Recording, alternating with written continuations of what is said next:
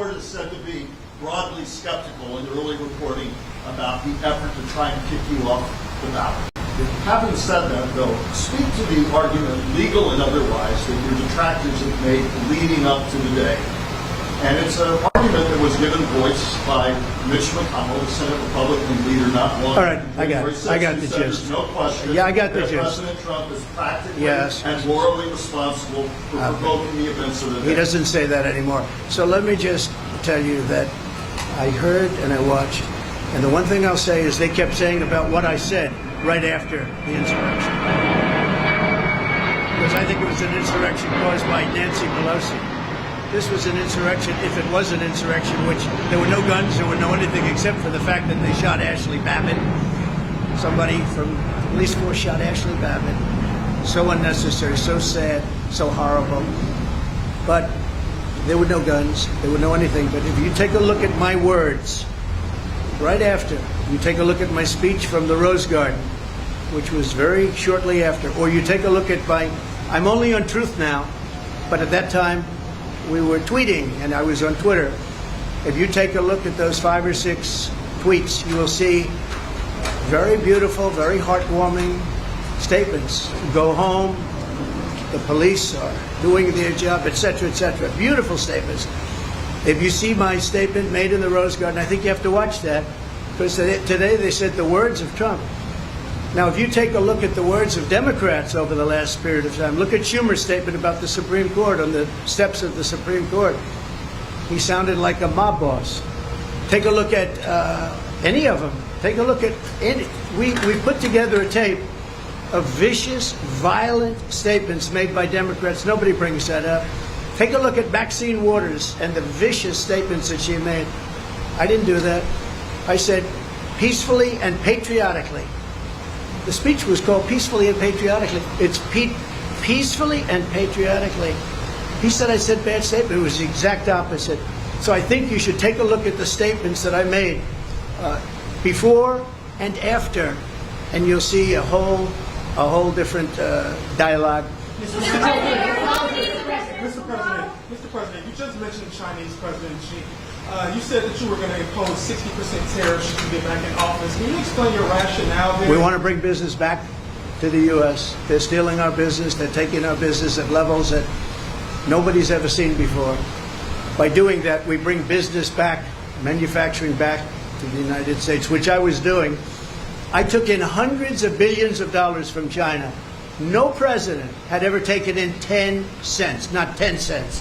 I took in hundreds of billions of dollars, and jobs were coming back. I was saving steel companies. Now they're blowing it. When I see U.S. steel being bought by Japan, what a sad thing that is to me. What a sad thing that is.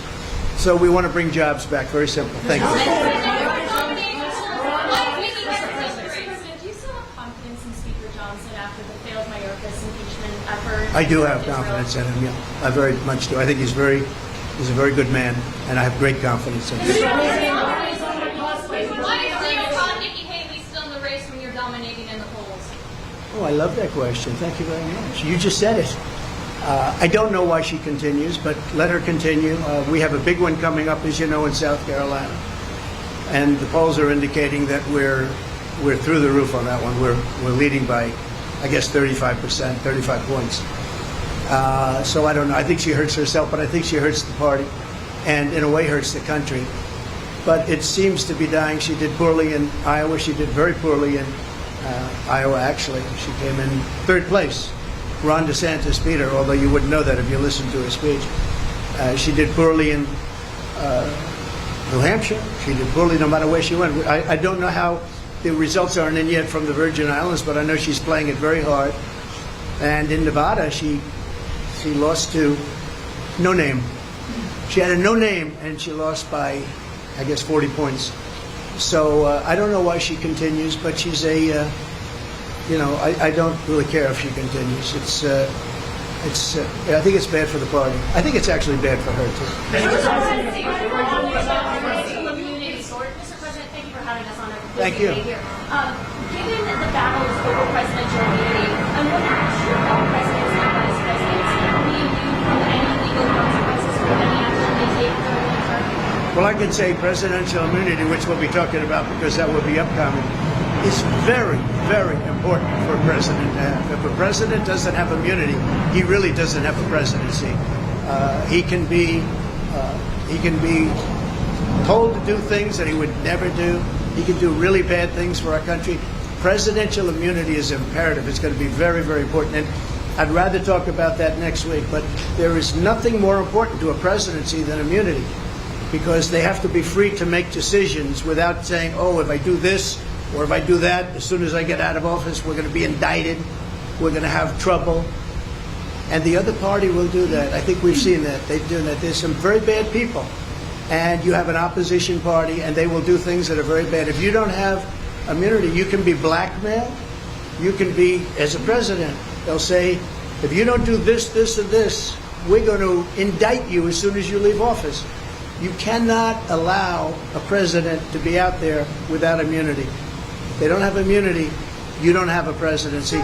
You lose all, you lose all form of free thought and good thought. And you probably weaken the presidency to a point that it was never supposed to be weakened. It would be a very bad thing for our country. We'll be talking about immunity in the coming weeks. Mr. President, how confident are you that you will be treated fairly by the Supreme Court justices? And how was there a time frame to make a decision in order for it not to be irreparable campaign? Well, I'm a believer in our country, and I'm a believer in the Supreme Court. I listened today, and I thought our arguments were very, very strong. An argument that is very important is the fact that you're leading in every race, you're leading in every state, you're leading in the country against both Republican and Democrat. And Biden, you're leading in the country by a lot. And can you take the person that's leading everywhere and say, hey, we're not going to let you run? You know, I think that's pretty tough to do, but I'm leaving it up to the Supreme Court. Thank you all very much. Enjoy it. Thank you.